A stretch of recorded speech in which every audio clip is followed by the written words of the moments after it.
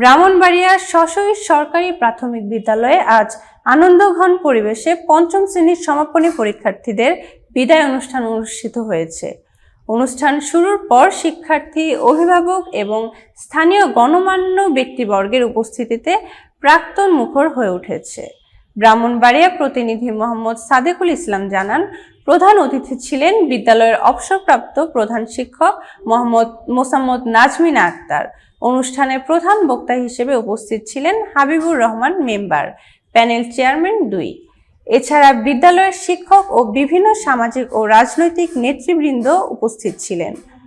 বক্তারা বিদায়ী শিক্ষার্থীদের জীবনে শিক্ষা, শিষ্টাচার, নৈতিকতা ও মানবিক মূল্যবোধের গুরুত্ব তুলে ধরেন এবং তাদের ভবিষ্যতের সাফল্য কামনা করেন। এরপর কেক কাটা ও সাংস্কৃতিক পরিবেশনা অনুষ্ঠিত হয়, যা অনুষ্ঠানে আনন্দের রং ছড়িয়ে দেয়।